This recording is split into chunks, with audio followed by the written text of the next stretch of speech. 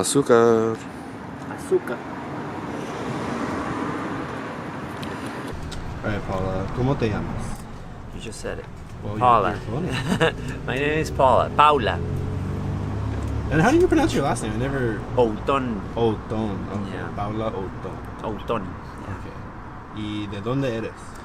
I am from Mexico City, born and raised. I've lived in different places in Mexico, but for the majority of time, I lived in Mexico City.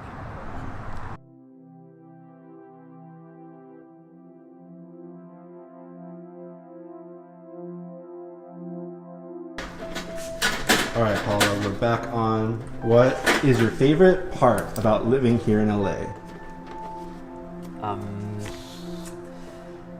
I guess that's a short one for sure. I think the weather. The weather is nice.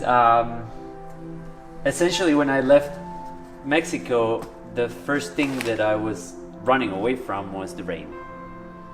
Because it's really rainy over there, right? It's really rainy. It got really bad with climate change, and it will only get worse. And that is the main issue. As a cyclist, before, when I became a minimalist, I sold everything, including the car, and that meant that I had to move by bike everywhere. Mm-hmm.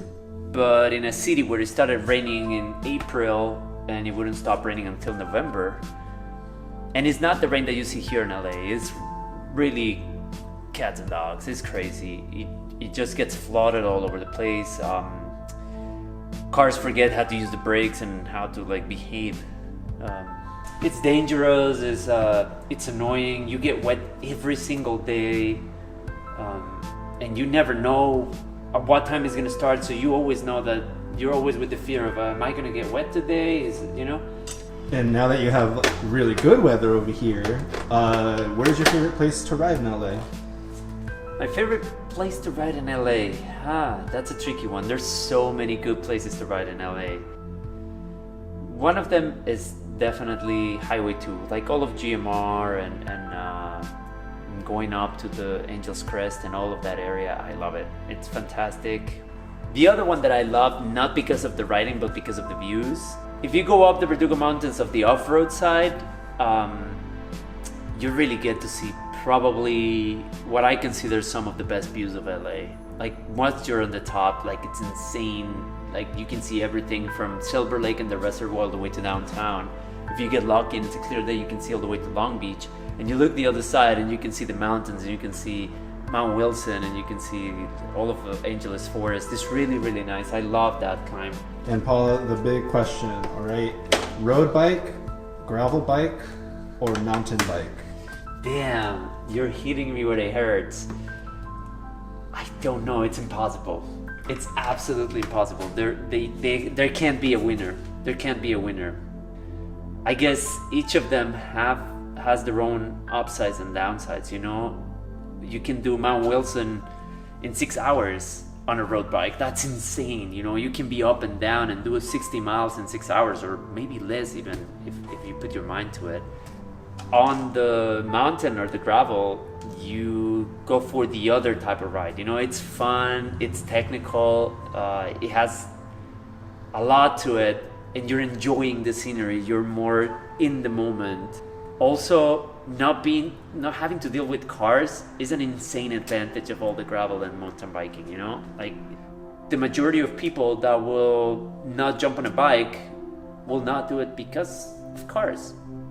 That's insane. So when people tell you things like, oh, it's crazy, you come all the way here on a bike, I would never be able to do that. And then you ask them why, and the reason is because, well, I'm afraid of I could be hit by a car or run over by a car. That's the upper hand that mountain bike and gravel riding have over road riding.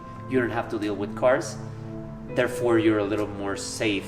But at the same time, you have all the perils of the trail itself, you're riding in an area that is rocky, that you can fall at any time. If you don't have enough experience, you might slip around or just slip and fall or whatever, So they both have their downsides in that sense, but I think that it's impossible to pick a winner. I love them both equally. I can't say one over the other. All right, Paula. So As a trans woman in the cycling community, do you feel the social climate has changed regarding gender identity? Do you think it's improved? Do you think a lot of people are still struggling with embrace and acceptance? Well, it all depends where you're at. It's not an easy question. It's actually it's probably a very long answer too. But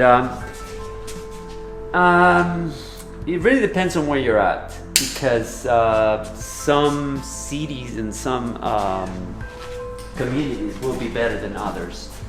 And it's unfortunate because we still need a lot of education and just normalization of the whole thing, you know? Because we are more visible now, more people are having the courage to come out. Now, in terms of like how things have changed because we pushed the change, because we certainly have been brave enough to be out there and just do our thing, you know? Like, when we talk about safe spaces, they're niche spaces. We tend to be influenced by our surroundings. So because we hang out with people that is accepting and positive about it, we tend to think that things are changing. But if we step back and we see it in a larger picture, there's still ways to go, and a lot of ways to go. You know, just the inclusion in transgender in sports is still a thing. And it's still a thing as stupid as it sounds, because it's been legal for transgender people to participate in professional sports since 2004, you know? So they immediately think that transgender people will have an advantage. But if that were the case, then why isn't every team in the world just made up of transgender people, you know? It's crazy. It's crazy. So it's a thing when they win, but when they lose, nobody even cares, you know? I've raced for years and I've won a couple of times in my life, and people has always something to say when you win. But when I lose, nobody came to me and said like, hey, why did you lose if you're so strong and stronger than everyone else? And the reason is I'm not stronger than anyone else. I'm actually the same.